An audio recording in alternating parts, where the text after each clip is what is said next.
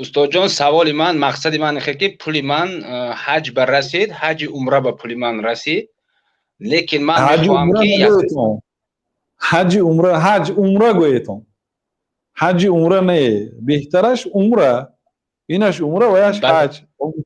عمره حج نیست میگوید. بله بله استاد جان، خیلی هم پول من عمره بر رسید، لیکن من عمره نمیکنم و نه که پولم با جمع میکنم، مقصد حج برای حج کردن. انا یکم ما بهتر است یکم عمره کنیم یا یکم حج کنیم. این یکم مسئله استاد جان. بعد دوی مسئله این که برای حج کردن از کمتر شرایط کمتر وضعیت تر است، حسابی من در اجرت میمونن، مقصد اجرت میشد نمیشد، نه که یکم شخص ما میو بمو مقصد حق خدمت میتیم، هوای ما رو خیلی یک راهش میاد ما رو روان میکنه. یعنی که پاره میتید، همینه در نظر دارید خوبه. هشتی هم خیست جان. حق خدمت گفته نمیشه دیگه. پاره اگر شما در تاجیکستان هستید؟ نه این حال ما در مسکو قرار داریم. اگر خیلی شما شود از انشالله روسیه ممکن یاد حج کردگی است. آمدنی باشد، نه فقط شما، برای تمام برادرایی که پاسپورت روسی دارند یا اقامه روسی دارند، کوشش کنید از روسیه به حج بیاید، چون که یگان سوال حدی محدود نیست. به فکرم تقریبا $5000 است، میتونید آماده حج کرده روید. عمره هم 2000 تا 3000 میشد، صرف و خراجاتش کتی 4000 هم میشد مثلا. برای همین اگر امکان باشد یا بار حج کرده روید خوب است، چون که در حج هم حج میکنید هم عمره میکنید،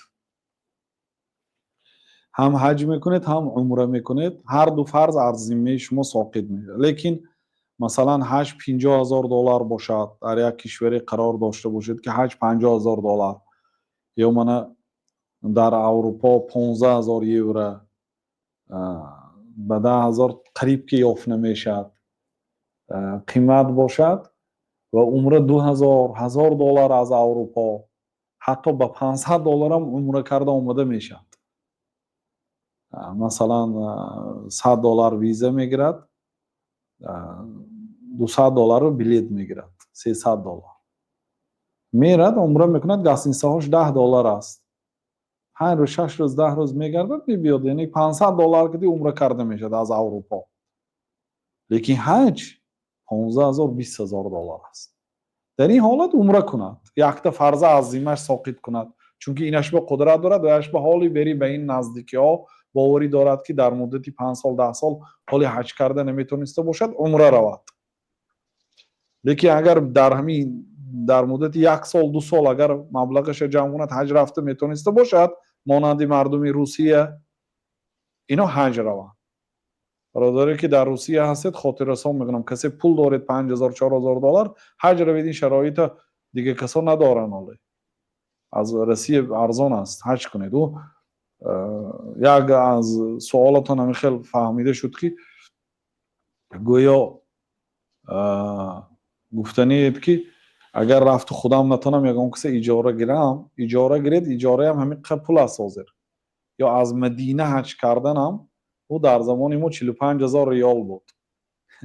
45000 ریالش قریب $15000 بود. از مدینه تا مکه حج کردن $15000 بود.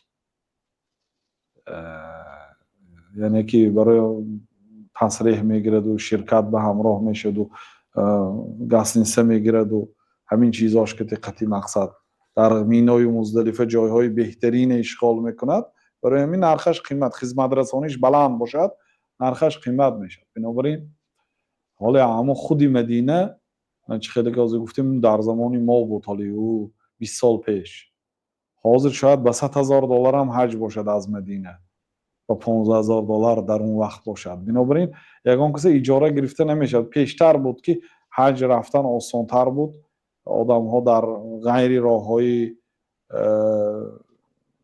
نیلیگل نمیگن غیر قانونی می در آمدن به بالای کوه و به دیگر جاها بی پول حج میکردن. حالا این خیلی شرایط نیست، مشکل است حج کردن. بنابراین کسی امکانیت دارد غنیمت داند وقت پگاه چی میشد نمیداند فردا چی میشد نمیداند برای این کسی قدرت دارد حج کند لیکن مسئله پاره دادن اصلا پاره دادن حرام است کسی اگر پاره دهد روز قیامت جواب میتید در برای پاره دادگیش الله تعالی میپرسد که برای چی پاره دادی اگر جواب گفته تواند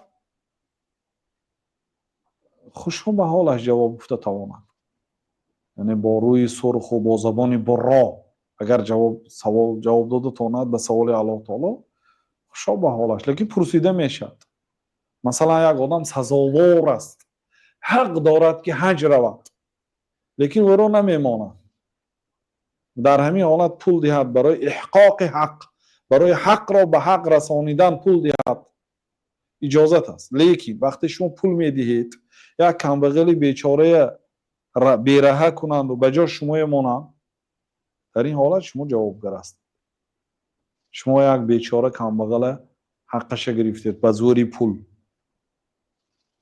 بنابراین یعنی من توصیه نمیتیم اگر رفتو ما ای الله من حج نکردم سببش این که بی پاره حج کرده نمیشد من ترسیدم از غضب تو گویید الله تعالی شما را جزا نمیدهد برای حج نکردنتان بلکه احتمال است که ثواب حجم دهد اگر 100% نیتی رفتن دارید و فقط به خاطر ترس الله تعالی از پاره نروید ثواب حج را میگیرید $5000 پولتون با در کیستون الله اعلم